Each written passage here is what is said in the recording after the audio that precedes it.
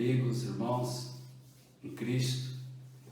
Que Deus abençoe a todos vocês e a todos nós nesse momento e que na meditação desta noite nós possamos crescer muito no Senhor, na sua graça e no conhecimento de nosso Senhor Jesus Cristo. Antes de tudo, vamos orar para que Deus, pedindo a Deus que nos abençoe e nos dirija em tudo o que fizermos. Senhor nosso Deus, em nome de nosso Senhor Jesus Cristo, nós te damos graças, Pai, pela tua proteção, pelo teu amor, pela bondade que o Senhor sempre revela a todos nós.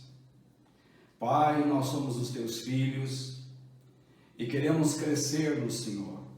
Queremos aprender, queremos viver para a tua glória, para o teu louvor, queremos te agradar, Senhor. Mas confesso que muitas vezes a nossa fragilidade humana intervém nos nossos desejos por ti. E pedimos perdão, Pai, por não sermos tão perseverantes como deveríamos. Senhor, tem misericórdia de nós e que nesta noite o Senhor nos ensine os teus pensamentos e os teus caminhos.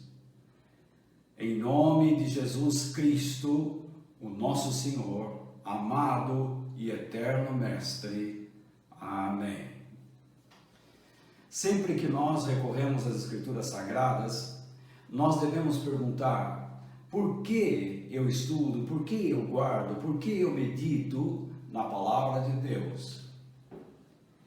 E é o apóstolo Paulo que nos dá a resposta em 2 Timóteo capítulo 3, versículos 16 e 17, quando diz que toda a Escritura Sagrada é inspirada por Deus e é útil para ensinar a verdade, condenar o erro, corrigir as faltas e ensinar a maneira certa de viver. E isso para que o servo de Deus esteja completamente preparado e pronto para fazer todo tipo de boas ações.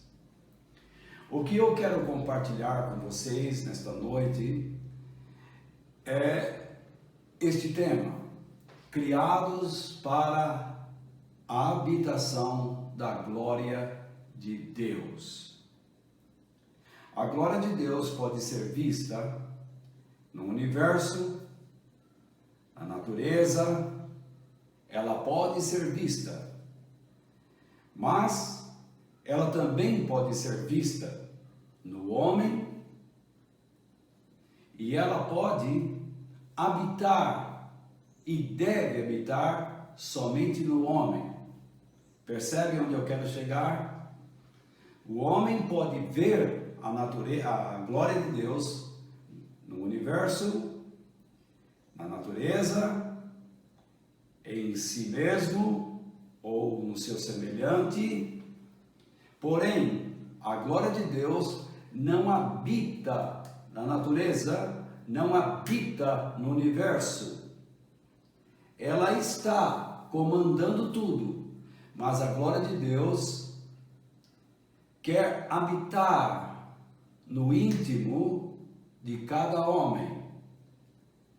Então, o nosso texto base está em Romanos, capítulo 11, verso 36, que diz assim: pois todas as coisas foram criadas por Ele, e tudo existe por meio dele e para Ele.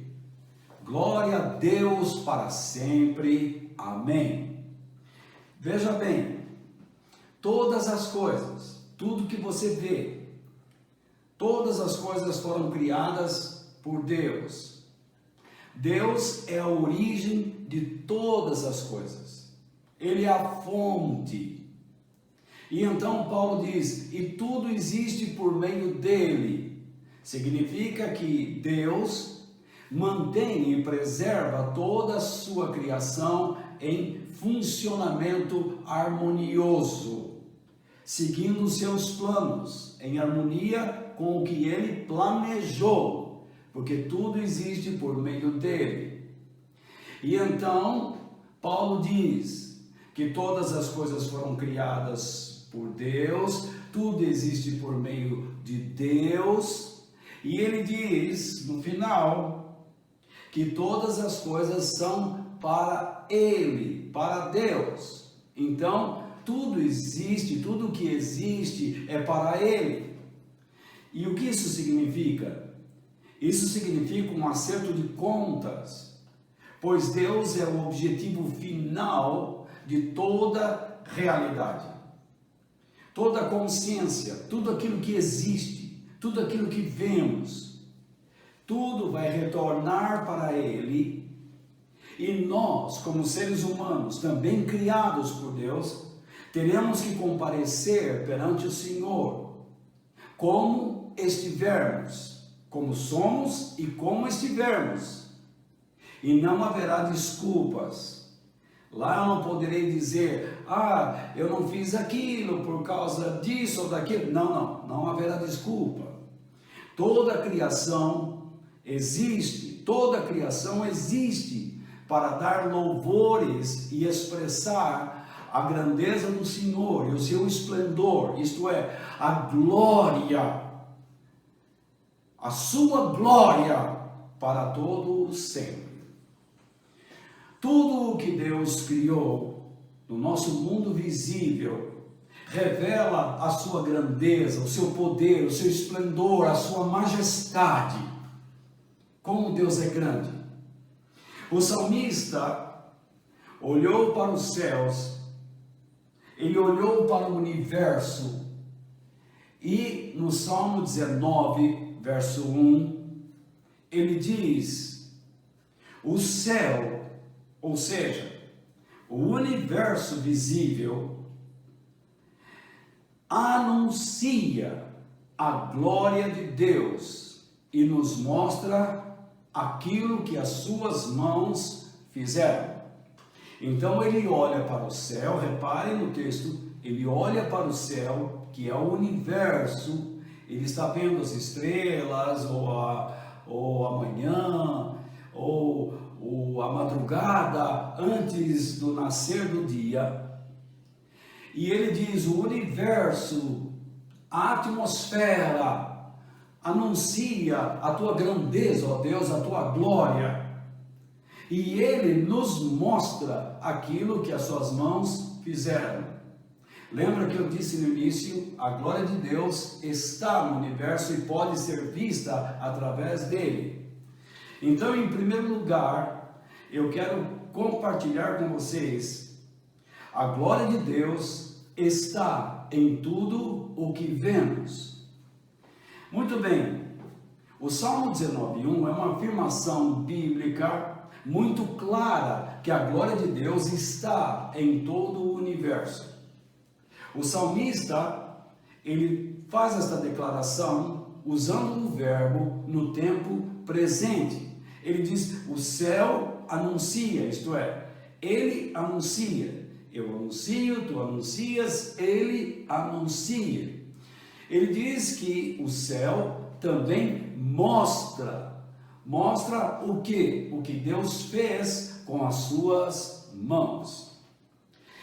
Essa sua declaração, ela implica em uma exibição contínua, porque todos os dias o céu está lá, todos os dias o universo está lá. Ele pode levantar seus olhos e ver a grandeza de Deus todos os dias. Então é uma exibição contínua do esplendor de Deus. Mas não só no universo, mas em toda a natureza ao nosso redor, também podemos ver constantemente que Deus existe e que Criador maravilhoso Ele é. A natureza expressa a sua grandeza, portanto, a glória de Deus está em toda a natureza, mas ela não habita na natureza. Voltando a falar sobre o universo e a grandeza de Deus, os cientistas ateus tinham uma ideia de que o universo era eterno. Ele não tinha começo e não teria fim. Ele não teve começo e não teria fim. A combinação das teorias de Einstein com os avanços da física deixaram claro que o universo teve um começo. Então esses cientistas ateus começaram a dizer: Einstein, você está louco, você e sua turma estão loucos, porque vocês querem colocar a teologia na ciência. O fato é que Einstein conseguiu provar que o universo teve um começo. Então, esse começo, quem o realizou? Na verdade, quanto mais a ciência é usada para explorar o mundo que nós conhecemos, mais aprendemos sobre ele e mais louvores damos a Deus, porque quem criou o universo tão organizado como ele é, só pode ter sido uma mente indescritível, profunda demais para ser entendida, e nós sabemos que foi Deus.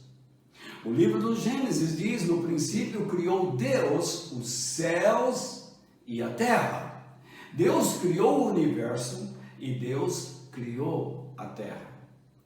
Quanto mais descobrimos, quanto mais estudamos, mais evidências nós temos que o nosso Criador, o nosso Deus, é o único responsável pela criação, pela natureza, pela criação dos céus, da natureza, da terra, dos planetas, das galáxias e tudo que nós podemos ver. E além do mais, ele não apenas criou e jogou, mas ele mantém todas estas coisas funcionando com leis. Nós temos leis da gravidade que não altera. Você pode fazer um cálculo de um cometa que saiu lá da nuvem de Oort e está percorrendo o nosso sistema solar, e nós sabemos quando ele passará por Júpiter, por Saturno. Nós temos cálculos, porque tudo Deus fez muito certo.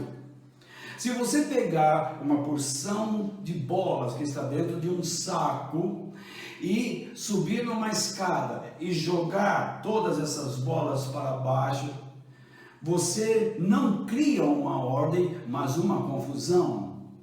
Você criou algo, você começou algo, mas é algo confuso. Quando Deus criou o universo, Ele não fez uma explosão simplesmente, Ele não criou uma confusão. Ele fez algo muito bem elaborado, muito bem ordenado, que é para mostrar aos seres humanos que Ele colocaria sobre a terra a sua grandeza, os seus planos, o seu poder, a sua majestade, o seu governo, a sua soberania. Louvado seja Deus! Louvado seja Deus. Em segundo lugar, tanto o ser humano como os anjos foram criados para expressarem a glória de Deus. Deus não criou somente o universo, mas Ele também criou anjos.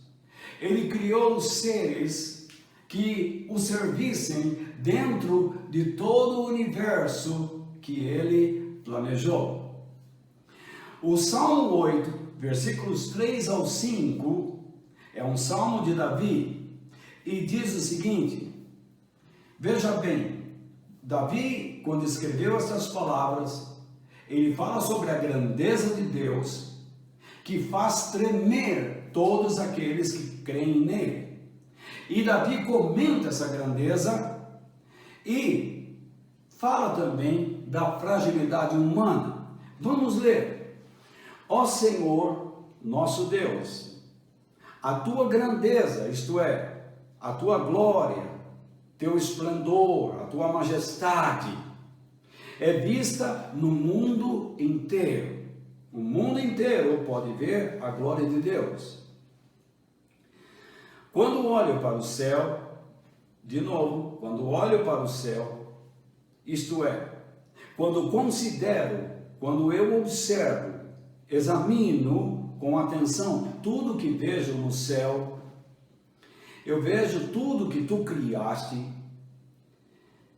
então eu vejo aqui, para a lua e para as estrelas, que pusestes nos seus lugares. Então ele olha o céu, ele olha a lua, ele olha as estrelas e ele vê tudo colocado no seu lugar. Todos os dias elas estão lá. E então agora ele olha para o ser humano, que é um simples ser humano, para que penses nele, isto é, o que é a humanidade para ser lembrada por ti. O que ele está querendo dizer? Que ela não merece ser lembrada por Deus. Mas ele diz que é um ser mortal para que te preocupes com ele. No entanto, fizeste o ser humano inferior somente a ti mesmo, e lhe deste a glória e a honra de um rei. Quando Davi olha para a imensidão do céu, ele fica assombrado, pasmo, com a grandeza da criação de Deus.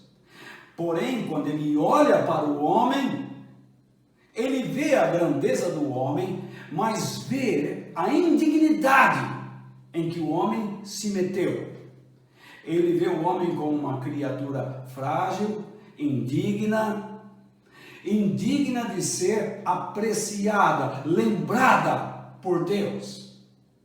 Apesar de o homem ter sido feito à imagem e à semelhança do Criador, segundo está escrito no livro de Gênesis, capítulo 1, verso 26.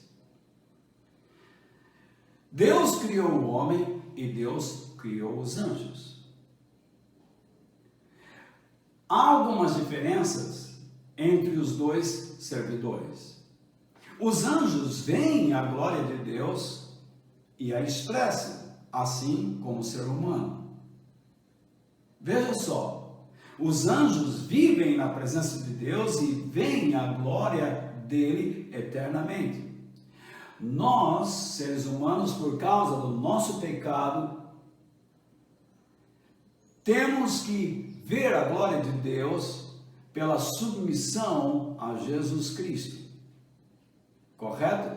Vocês se lembram quando Jesus chamou Pedro, João e Tiago para ir ao monte, e quando ele se transfigurou na frente deles, e a voz de Deus diz: somente ao meu filho, somente a ele, vocês têm que dar ouvidos. Então eu tenho que ouvir o que Jesus me ensina, viver para ele, para que eu possa ver a glória de Deus. E tudo isto por causa da natureza do pecado que habita em mim e que habita em você. No entanto, quando os anjos e os homens estão na sua missão divina, eles glorificam a Deus por meio da obediência às ordens que Deus lhes dá. Então veja só, tanto os anjos como os homens foram criados para a glória de Deus. Os anjos vivem diante da glória. O homem vive para receber essa glória. Então veja só, Deus deu ao homem uma capacidade que não deu aos anjos. Aqui está uma diferença. A capacidade para gerar filhos. É a mesma capacidade que Deus tem. Deus gera filhos. A outra coisa que Deus dá, tanto ao homem como aos anjos, e a ambos, são ordens. Deus dá ordens. Porque ambas as classes, anjos e homens, foram criadas para serem submissas e obedientes à palavra de Deus. Então veja só, o fato de serem criados para serem submissos e obedientes indica que ambos podem o quê? Se rebelar e desobedecê-lo. Percebe? Se Deus cria não como um instinto. Por exemplo, um cachorro não pode deixar de ser cachorro. Um elefante não pode deixar de ser elefante. É o instinto, Deus o criou assim. Ele vai viver pelo instinto que Deus colocou dentro dele. Porém, o homem pode desobedecer.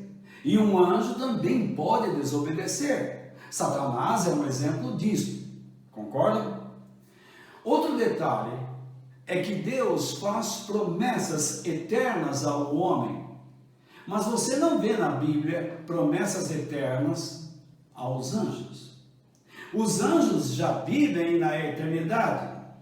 E as promessas, quando são feitas para alguém, elas existem porque essa pessoa que as recebe é instável no seu comportamento.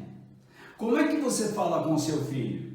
Filho, se você fizer aquilo lá, eu vou... Se você fizer, a promessa sempre está ligada a uma condição, a uma atitude de obediência, a uma atitude que leva a pessoa a observar um comportamento adequado. Não existe promessa para seres perfeitos. Mas os anjos são perfeitos? Não. Nenhuma criação de Deus é perfeita. Porque senão eles seriam outros deuses. O que acontece é que um anjo tentou ser Deus. E o homem também tenta ser Deus. E o que aconteceu com o anjo que tentou ser Deus? Foi expulso. Existiu alguma promessa para ele? Não. Não pode. Não pode existir promessa nenhuma para um anjo. Mas o homem pecou e tem promessa para ele? Sim. Porque o homem foi feito diferentemente dos anjos, de modo diferente dos anjos. Então, o homem, desde que pecou no Éden, ele se tornou inconstante em todos os seus caminhos. Mas o homem recebe as promessas de Deus para se consertar e experimentar uma vida melhor. Mas o homem também, à semelhança de Deus, pode fazer promessas ao seu semelhante.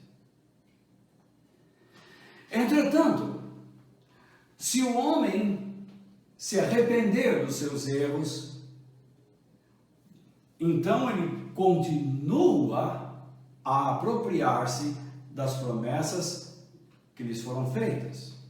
Deus faz uma promessa a você e espera um comportamento. Aquele que perseverar até o fim, este será salvo. Mas vamos dizer que em um determinado tempo da sua vida, você joga fora a sua perseverança. E então você se torna desleixado com as coisas de Deus, apático. E o que você sabe é que você não vai participar daquela promessa. E então você pede perdão a Deus e volta a ser perseverante. E então você sabe que vai participar da promessa, porque você se arrependeu. No entanto, um anjo não tem a capacidade de se arrepender. Ele é um ser espiritual apenas. Nós somos espírito, alma e corpo. A verdade é que quando Satanás pecou no céu, 1/3 dos anjos que acreditaram nele, que seguiram os seus conselhos, também pecaram, e não houve perdão e nem haverá perdão para eles. É impossível. Um anjo não tem perdão e por isso não recebe promessas. Então, mais um detalhe: tanto os anjos como os homens são mensageiros dos planos divinos e da glória divina. Eles expressam esta glória quando obedecem a Deus. Esta glória pode ser vista quando obedecem a Deus.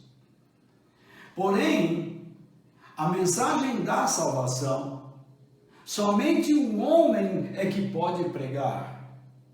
Porque este homem se arrependeu, reconheceu que estava afastado de Deus e em Cristo Jesus se tornou em uma nova criatura. E agora, cheio do Espírito Santo, ele prega a palavra de Deus, para que Deus, através da sua vida, mostrando a sua glória e falando através dele, alcance outras pessoas que precisam do reino de Deus. Eu quero dizer todas estas coisas a vocês, ou eu estou dizendo todas estas coisas a vocês, para que vocês vejam como Deus é grandioso. Ele criou o universo, ele criou a natureza e a glória de Deus está lá. Ele criou os anjos que estão diante da glória de Deus, mas ele criou o homem que, mesmo falhando, Deus ainda o procura para que a sua glória viva nele. Incrível isso. Os anjos pecaram e foram destituídos da glória de Deus de uma vez. O homem pecou e foi destituído da glória de Deus.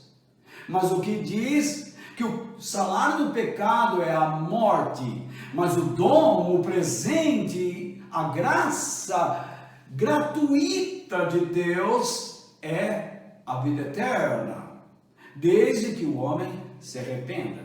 Não existe essa promessa para os anjos. Muito bem. Os anjos e os homens foram criados por Deus a fim de viverem para a sua glória. Mas o homem de Deus, o homem que crê em Deus, que está em Cristo, deve ter esta glória no seu interior. Então Deus criou a natureza, o universo, para expressar sua glória. Deus criou os anjos para expressar a sua glória, vivendo diante dela e para ela. Deus criou o homem para expressar esta glória quando vive, quando é criado, quando entende que foi criado para ela e vive para ela e a tem dentro de si. O terceiro ponto desta meditação é este: o íntimo do ser humano anseia pela glória de Deus. Mesmo tendo sido criado à imagem de Deus, o nosso Pai, o ser humano o tem tratado com desdém, com desinteresse, desviando-se o tempo todo dos seus caminhos, e todos eles estão em pecado. Nós temos uma natureza pecaminosa, porque nós nos desviamos do caminho de Deus. Mas existem aqueles que continuam longe do Senhor e fazendo loucuras.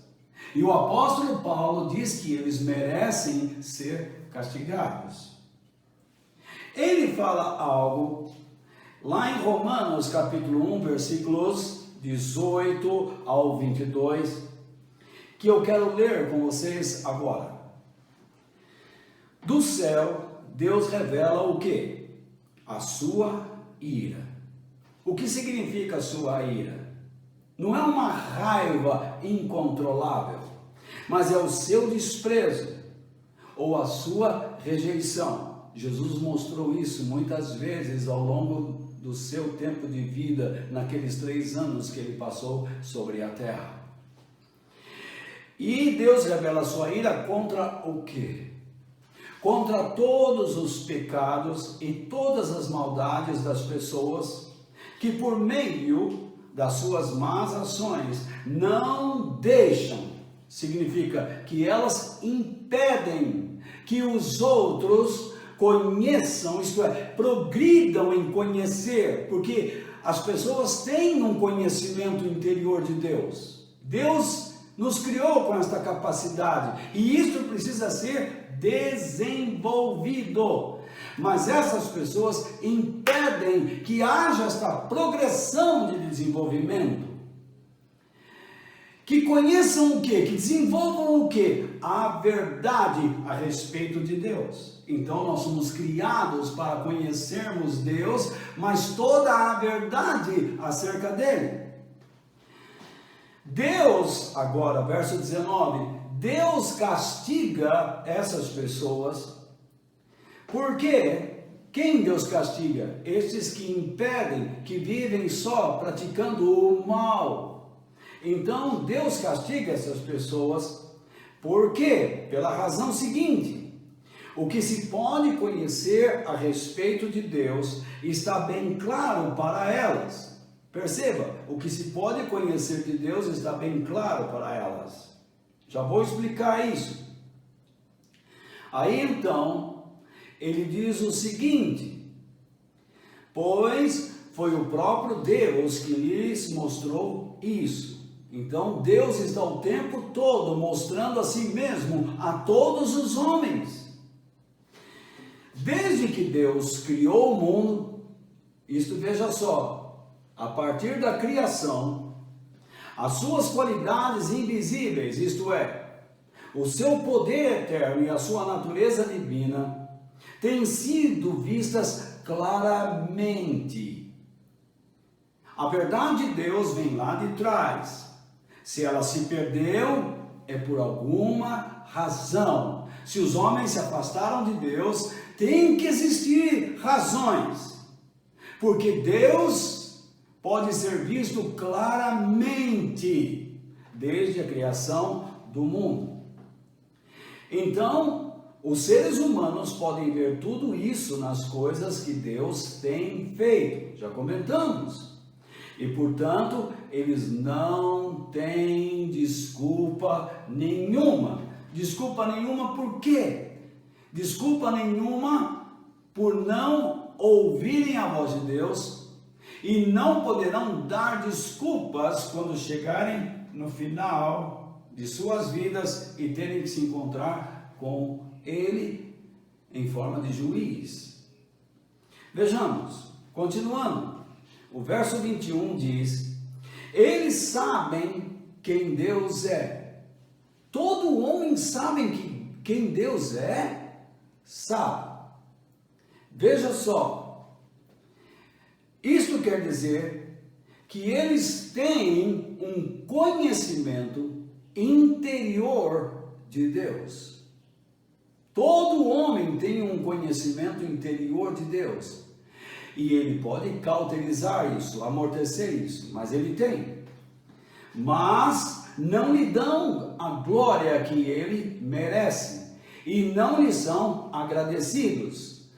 Se a pessoa não dá a glória a quem merece e não é agradecida, é porque é dura de coração.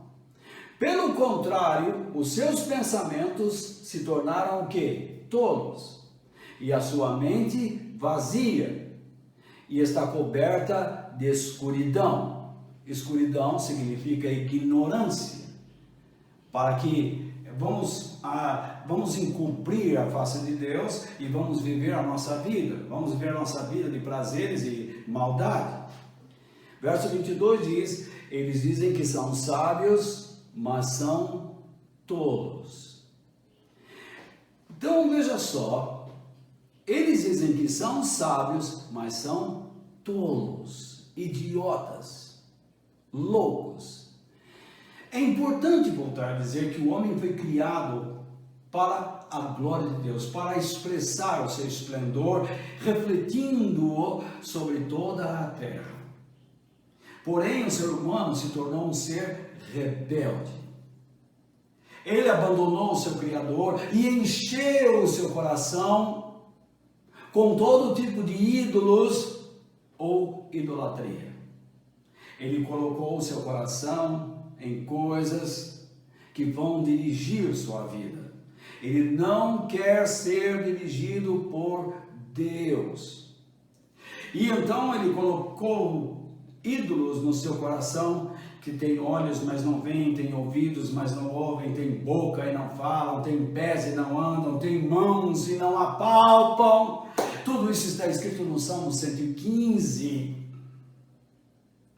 A verdade é que quem não quer ser dirigido por Deus é porque está sendo dirigido ou guiado, orientado por algum tipo de ídolo que o atrai. Muito bem. Esse tipo de gente prefere mais os seus próprios prazeres em vez da da vontade de Deus. Quando Paulo fala que eles sabem quem Deus é, no verso 21, que nós lemos, isso se deve ao fato que todos os seres humanos têm a norma da lei moral gravada no seu coração. Significa o quê? Quando Deus criou o homem, Ele colocou dentro dele sua lei moral. O homem tem perfeita noção do que é certo e do que é errado. Vamos ler o que Paulo diz. Então ele diz em Romanos, capítulo 2, versículos 14 e 15, o seguinte: os não-judeus não têm a lei. Repare, é um povo que não é judeu, não recebeu a palavra de Deus. Nós temos lá os vikings, os anglos, os saxões, os indígenas das Américas, da Oceania, os aborígenes, enfim, pessoas que nasceram nesse mundo, mas que não tiveram a lei de Moisés lá do Monte Sinai. Os não-judeus não têm a lei. Repare, mas quando fazem pela sua própria vontade o que a lei manda, eles são a sua própria lei, embora não tenham a lei. Repare, então, quando eles demonstram atos de bondade, de graça, de amor, quando eles fazem coisas que expressam a grandeza de Deus às pessoas, Deus está dizendo através de Paulo que eles estão fazendo o que a palavra de Deus, o que a lei manda. Eles estão refletindo a grandeza da palavra de Deus através dos seus atos. Você entendeu? É assim que Deus vai julgar essa gente, a consciência, a realidade dessa gente. Então o verso 15 diz: eles mostram, veja lá, eles mostram pela maneira de agir, que tem a lei escrita onde? No coração. Perceberam? A maneira de agir mostra que a palavra de Deus está agindo neles, porque todo ser humano nasce com esta lei moral gravada dentro de si. É como se fosse um molde. Ele precisa mais. Lembra que o mundo não quer que você conheça a verdade acerca de Deus. Ele quer impedir. Deus colocou um molde, uma caixa que precisa ser preenchida, um molde que precisa ser preenchido e moldado, receber uma forma. Então vamos lá. E o que deve encher isso? É a glória de Deus, é o Espírito Santo, é o poder dele, é a sua majestade. Então veja bem, eles mostram pela sua maneira de agir que tem a lei escrita no seu coração. Agora é importante, a própria consciência deles mostra que isso é a verdade. A própria consciência deles mostra que isso é verdade.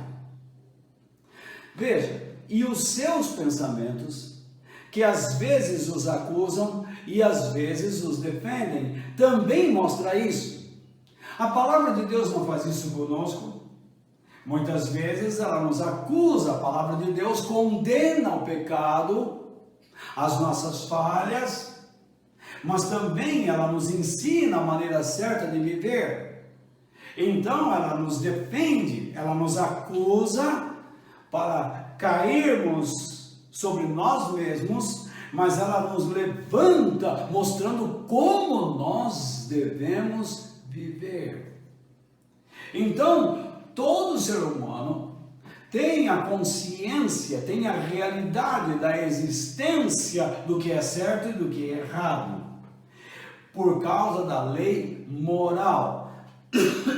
Me desculpem, por causa da lei moral que Deus colocou dentro de cada um de nós. Olha o que Deus fez. E vou explicar por que tudo isso. Então, como eu dizia há pouco, Deus criou dentro de nós uma espécie de molde. Um molde capaz e pronto para receber toda a grandeza de Deus, a sua glória, a sua presença. Ele está dentro de nós, esperando para ser preenchido com a grandeza e o poder desse Deus maravilhoso. Todo ser humano tem conhecimento de Deus. A Bíblia diz, porque todos foram feitos para serem habitados por Ele, para terem desejo por Ele. Todo ser humano tem desejo por Deus. O interior de cada homem vive constantemente essa expectativa, ou seja, o momento de receber a grandeza do alto, o esplendor, a majestade, o poder, a glória de Deus. Todo o meu ser interior deseja a glória de Deus, mas sempre tem um mais. Os desejos da minha natureza humana, os desejos carnais, se opõem a este anseio santo. Por isso chegamos a um quarto ponto. A dureza de coração é a razão de muitos não verem a glória de Deus. Com relação a isso, Paulo dá um conselho a todos os cristãos, por meio da sua carta aos Efésios, no capítulo 4, versículos 17 e 18. Ele diz, portanto, significa que ele está concluindo um assunto. Em nome do Senhor, pela autoridade que Deus dá e tem, eu digo e insisto, ele diz, não somente falo, mas eu aborreço vocês de tanto falar. Acerca do quê? No seguinte, então ele diz, não vivam mais como os pagãos, pois os pensamentos deles não têm valor. Você percebe? O homem sem Deus, o homem que recusa a Deus, o recusa para não ter dentro de si os seus pensamentos. Mas Deus diz que os pensamentos deles não têm utilidade, valor algum. E a mente deles está na escuridão. Esta é a causa. Você não pensa em Deus, você quer viver na ignorância dele, você não pensa nele em nenhum momento do seu dia, da sua semana. E você acha que os seus pensamentos terão algum valor? Você fará alguma coisa para o reino de Deus? É muito difícil.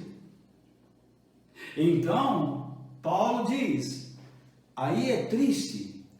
Eles não têm parte na vida que Deus dá. Eles não têm parte na vida que Deus dá. Isto é, eles não conseguem viver em Cristo Jesus. Porque são completamente ignorantes e teimosos. Ignorantes e teimosos significa que eles são duros de coração, são rudes, têm corações endurecidos. Essa teimosia ou dureza de coração, o que ela é? Ela é uma profunda antipatia por Deus. E da mesma maneira que eles odeiam a Deus, Eles amam a si mesmo. São orgulhosos e egoístas. Percebe? Com a mesma intensidade que eles odeiam a Deus, eles amam a si mesmo, ao seu orgulho e ao seu egoísmo. É um amor aos seus anseios, aos anseios da natureza humana, às paixões da carne, aos desejos carnais. Eles vivem para os prazeres, eles vivem pelo prazer aos seus prazeres, pelo seu prazer aos prazeres. Me confundo, me desculpe, mas é isso. Paulo ensina que as pessoas que se deixam controlar pela sua natureza humana, o que elas se transformam? Em Romanos 8:7 ele diz, elas se transformam em inimigos de Deus. Jesus disse que a luz, ele mesmo, veio ao mundo, porém, o que o mundo fez? O que as pessoas fizeram? Amaram mais a escuridão do que a luz. E por que fizeram isso? Porque eles queriam fazer o que era mal. João escreveu isso lá em João 3,19, basta você ler depois. Então, o nosso problema não é que nos falta a luz. Nós temos a luz, todo ser humano tem a luz. Deus o tempo todo está tentando iluminar o homem. O nosso problema é que nós amamos mais as trevas. Esta é a dureza do nosso coração. Nós não queremos a luz de Deus, nós queremos as trevas. E é por isso que queremos Jesus longe de nós. Por isso que os nossos desejos, as nossas paixões não se harmonizam com Cristo. Você entende porque temos que morrer para nós mesmos? A mensagem da cruz, a crucificação do eu. Por quê? Para um coração cheio de ídolos, este é o quinto ponto e o último. Para um coração cheio de ídolos, Jesus está morto ou tem que morrer. Deus deu ao homem a capacidade de recebê-lo. Porém, o ser humano ele se encheu de amor por tantas outras coisas que é impossível quase descrever. Por isso, quando a glória de Deus brilha no seu coração, querendo entrar, querendo invadir, tomar o lugar que é dela, o que acontece? Ela não consegue encontrar ali lugar. Por quê? Porque o homem natural não sente a necessidade da vida divina, da vida eterna. Ele diz que esse tipo de vida não é apropriada para ele. Ele não precisa dela. E se um dia precisar, então ele a busca. Ele não quer dar espaço ao Espírito Santo, pois ele prefere a satisfação pelos prazeres carnais a uma vida dedicada a Deus. Ele não quer aprender o processo da santificação. E por causa disso, ele não pode receber os dons que Deus dá, os presentes, a graça, os favores que Deus oferece, porque eles não podem participar da vida que Deus dá. Lembra que lemos? E o pior, além de não participar, ele não consegue entender tudo que Deus oferece. E por não ser uma pessoa dedicada a Deus, essas coisas que ele vê nas pessoas que são dedicadas a Deus, ele diz, tudo isso é loucura. Ele pode até ouvir a palavra de Deus, guardar, lembrar, raciocinar, mas ele sempre vai dizer, isso é loucura. Quem vive assim é louco. Eu quero ler com vocês uma citação de Jesus aos líderes religiosos da sua época em João capítulo 8, verso 37. Jesus disse: eu sei que vocês são descendentes de Abraão, porém estão tentando me matar, porque não aceitam os meus ensinamentos. Vamos lá. Jesus reconhecia que aqueles líderes religiosos faziam parte do povo de Deus, correto? Eu sei que vocês são o quê?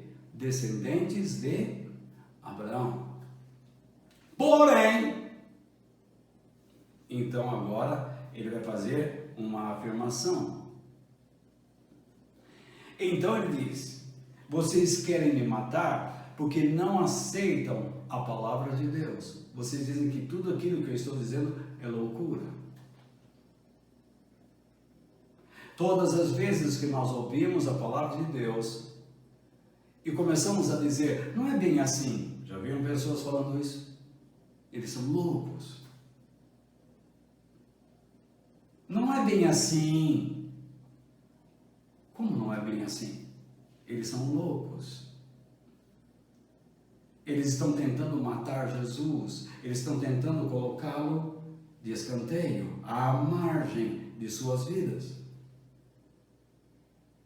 Assim como aqueles líderes judeus queriam matar Jesus, muitos cristãos estão tentando fazer isso também. Eles nasceram de novo, eles são parte do povo de Deus, porém não aceitam os ensinamentos do Senhor. Eles querem alegria, eles querem dançar, eles querem pular, eles querem festa, mas eles não querem compromisso. Compromisso com a verdade, compromisso com os propósitos de Deus. É claro que esse tipo de gente consegue raciocinar, lembrar as palavras de Jesus, mas eles nunca vão conseguir enxergá-las, ou vê-las, e até ouvi-las como palavras gloriosas e realmente belas, que funcionam, que trazem utilidade à vida que as recebe. Aqueles homens da época de Jesus ouviram as suas palavras, mas não as amaram. Eles preferiram amar a escuridão e por causa disso encheram o seu íntimo de pecados e ídolos. Aqueles líderes judeus não tinham lá uma estátua, não tinham um bezerro de ouro. E os ídolos não precisam ser assim. Basta observar o que Jesus disse. Você quer saber onde está o tesouro de um homem? É lá que está o seu coração. Então, eles tinham um apego à função. Eles não se importavam com a espiritualidade e a vida moral do povo. Eles eram egoístas e orgulhosos. Jesus atrapalhava a vida deles, assim como atrapalha a vida de muitos hoje. A verdade atrapalha a vida de muitas pessoas hoje, atrapalha a minha vida, atrapalha a sua vida, mas é a verdade que nos liberta do engano e da mentira. O coração do homem foi projetado por Deus para receber o resplendor da sua glória. Mas muitos de nós preferem uma religião vazia, vazia da presença de Deus, vazia da glória de Deus, vazia de um verdadeiro avivamento que restaura a mente e a alma. Meu querido irmão, filho de Deus, meu amigo que me assiste, lembre-se, as nuvens se formam pela evaporação das águas, tanto do rio, dos rios, do mar e até da umidade das florestas. Não é assim? Mas o que ela faz? A nuvem se forma e devolve essas águas aos rios, aos mares e às florestas. Os mares recebem essa água dos rios e então permite que ela se evapore, formem as nuvens e o ciclo da evaporação retorna. Um recebe e dá. Nós recebemos a vida de Deus. E não é justo que a devolvamos a Ele? Você nasceu de Deus e não é certo que você deve viver por meio dele e para Ele? Não é certo que você deve viver para expressar a sua grandeza? Não porque ela é uma virtude digna, um comportamento ou conduta digna, mas porque isso é necessário. Porque quem não vive assim é louco. Nós somos criados por Ele, vivemos por meio dEle e voltaremos para Ele. E como Ele julgará a nossa realidade? Vivemos em um mundo tenebroso, afastado de Deus, injusto, que o rejeita, que está se tornando cada vez mais incrédulo, cheio de maldade e perversidade.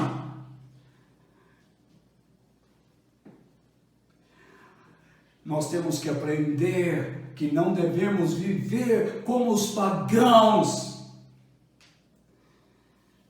Então, que nós façamos tudo para vivermos por meio dele, para ele, para a sua glória, para expressá-la.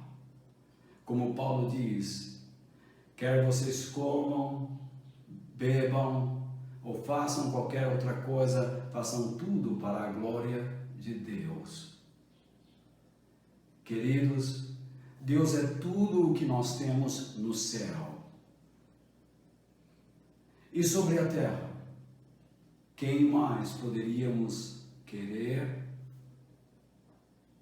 A nossa saúde pode acabar, podemos ficar doentes, principalmente nesse momento que estamos vivendo. Podemos morrer, mas Deus sempre é a fortaleza para o nosso coração, nossa mente, nossa alma. Porque dentro daquele que crê habita a sua glória. Quando tudo isto terminar, a glória procurará a glória.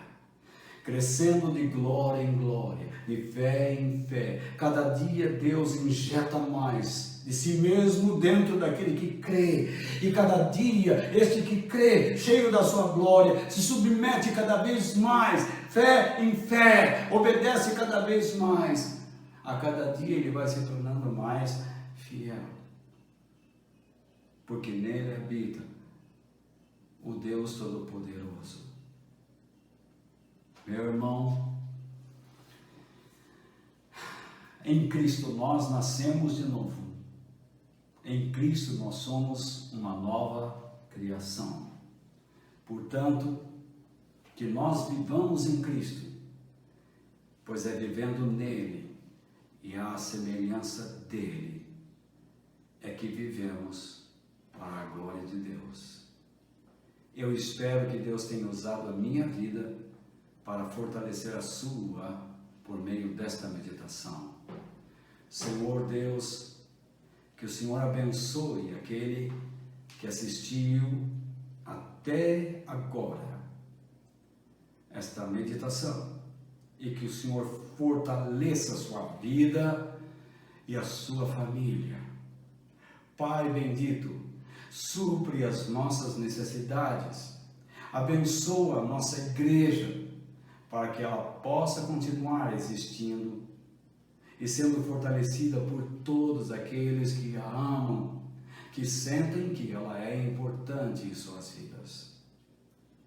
Pai, não vemos a hora de voltarmos a nos reunir, mas aceitamos este período que o Senhor predeterminou, para que nós possamos refletir e raciocinar e pararmos de brincar e então vivermos para o Senhor, porque do Senhor viemos, no Senhor existimos e para o Senhor retornaremos, em nome de Jesus. Que Deus nos abençoe e até domingo, se Deus quiser. Fiquem com Deus.